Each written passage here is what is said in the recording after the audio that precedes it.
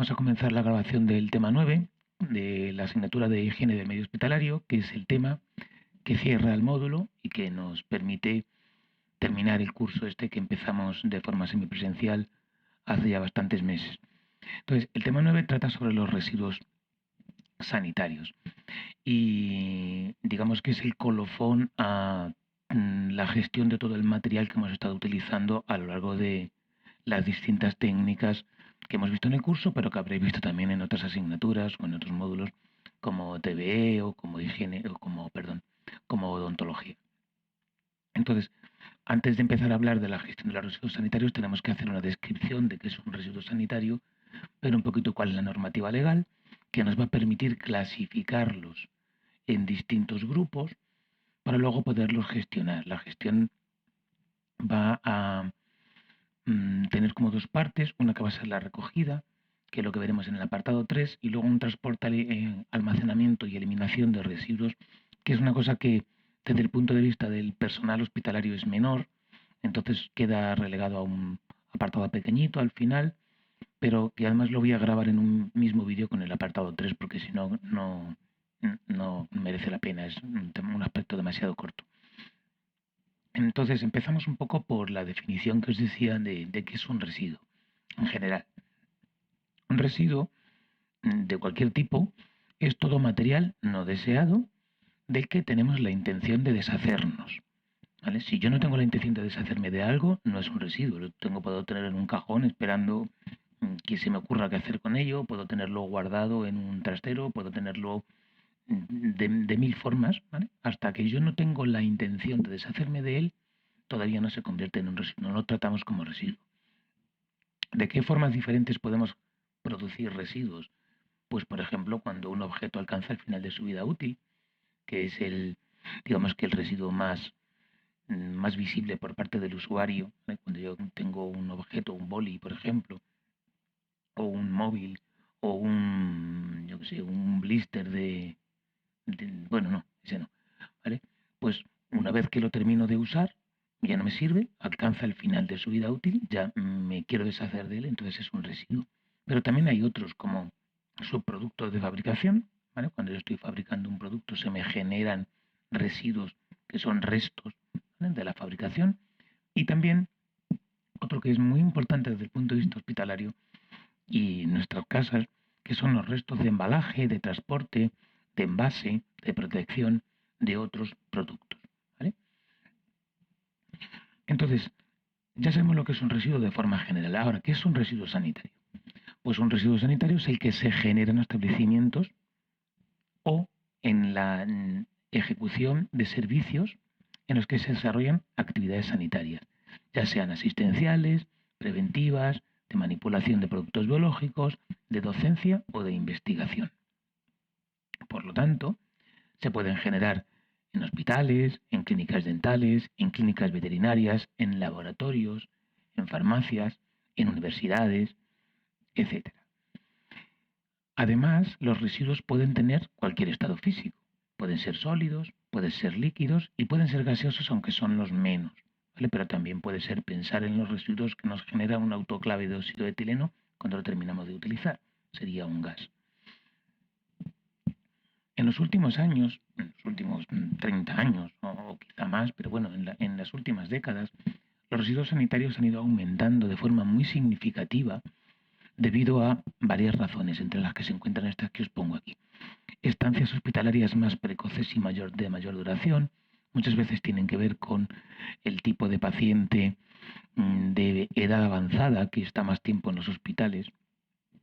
Luego, por otra parte, el incremento de materiales estériles desechables, sobre todo desde la aparición del SIDA, la reutilización de materiales en los hospitales ha disminuido a favor de o en favor de materiales desechables. Y luego hay técnicas cada vez más complejas que acarrean o que generan residuos de especial consideración, como pueden ser las técnicas de radioterapia o las de quimioterapia o determinado tipo de biopsias y de otras pruebas invasivas. Contrastes, etcétera, que generan una serie de residuos que antes no existían. Entonces, este aumento de residuos genera un riesgo cada vez más elevado para los seres vivos, entre ellos nosotros, las personas, y también para el entorno, para el medio ambiente, para el aire, el suelo, el agua, etc. Entonces, la idea es disminuir este riesgo, ¿vale? Y por lo tanto es esencial tratar los residuos sanitarios en función de su peligrosidad, para lo cual es imprescindible que el personal sanitario participe en distintas fases de la generación y el tratamiento de los residuos. Primero, la recogida selectiva en origen. Si yo hago una selección inmediatamente después de su uso de los residuos, voy a tenerlos clasificados de forma que luego los pueda transportar y almacenar de forma correcta, y una vez separados voy conociendo los medios de tratamiento, los métodos de tratamiento claramente enfocados a la peligrosidad de cada uno de los residuos, voy a poderlos tratar o eliminar de la forma adecuada. También lo podemos hacer a nivel domiciliario. En nuestras casas podemos actuar sobre medicamentos sobrantes, por ejemplo, llevándolos a los puntos SIGRE. Otros productos en nuestras casas, como yo que sé, una aguja de insulina o como un vial vacío de un producto no especialmente peligroso, pues lo podemos tratar de forma normal, porque como no hay concentración de elementos, no hay que hacer nada, en especial con una gasa en la que te has curado una herida. Bien, pues para hacer todo esto, para poder gestionar todos los residuos, obviamente tiene que haber un marco legal, tiene que haber una regulación de residuos sanitarios que depende en nuestro país de la Ley 22/2011 de residuos y suelos contaminados, ¿vale? Esta ley sustituyó a una ley más antigua hace relativamente poco y se ha ido revisando frecuentemente, de manera que su última revisión es de 2016, que es un poco la que os voy a contar así algunos detallitos por encima. Esta ley se aplica a todos los residuos con excepciones, ¿vale? Excepto las emisiones a la atmósfera, por ejemplo, las emisiones de dióxido de carbono de los coches o las emisiones de cualquier gas que se suelta a la atmósfera, está regulado por una ley especial, una ley aparte, ley de emisiones de gases. Para los suelos contaminados también hay una ley especial, igual que para residuos radiactivos, igual que para explosivos, igual que para materias fecales. Estos, aunque son residuos, tienen una característica suficientemente distintiva como para tener su propia ley, ¿vale? De todos estos vamos a nombrar un poquito una, la de residuos radiactivos, cuando lleguemos a los productos radiactivos que se generan en el ambiente hospitalario que existe. Esta ley de 2011, establece una jerarquía en la política de residuos, es decir, a la hora de tratar los residuos tenemos que intentar gestionar los residuos en este orden. Primero, prevención, ¿vale? Es decir, evitar en la medida de lo posible la producción de residuos. Segundo, la reutilización. La reutilización es el volver a utilizar con la misma función un producto usado. Por ejemplo, yo tengo una botella que traía agua y la vuelvo a utilizar para volver a usarla para beber en ella. Eso es reutilizar. Si no puedo reutilizar, reciclo. Reciclar es volver a utilizar el residuo como materia prima. Es decir, ahora mi botella de plástico no la utilizo para volver a beber en ella, sino para fundir el plástico y utilizarla como materia prima, ¿vale? Eso sería reciclar. Valorizar consiste en obtener la energía a partir de un residuo, la energía contenida en un residuo. Por ejemplo, si yo decido quemar una serie de residuos para obtener energía de ellos, eso es valorizarlo, ¿vale? Solo si tengo la intención de obtener energía. Si la intención es eliminar lo que es el último de los elementos, entonces no es valorizar, ¿vale? La valorización implica intención. Yo puedo querer eliminarlos simplemente, deshacerme definitivamente de ellos y para ello los quemo. Bueno, eso no es valorizar, eso es eliminar. Otra forma de eliminar es enterrarlo en un vertedero controlado o almacenarlo en un almacén de residuos especiales, como ocurre con los residuos nucleares, por ejemplo. Luego, las comunidades autónomas tienen su propia normativa sobre residuos en general. Esto es una normativa, la política de residuos en general, cualquier tipo de residuos, de los que están contenidos en esta ley, claro. En su anexo 3, la ley recoge las características de ciertos tipos de residuos que permiten clasificarlos como peligrosos. ¿Vale? Dentro de estos residuos peligrosos se clasifican unos cuantos que son los que vamos a ir viendo ahora. Primero, residuo nocivo. Son cualquier sustancia que por inhalación, ingestión o penetración cutánea, ¿vale?, puede entrañar riesgos de gravedad limitada para la salud.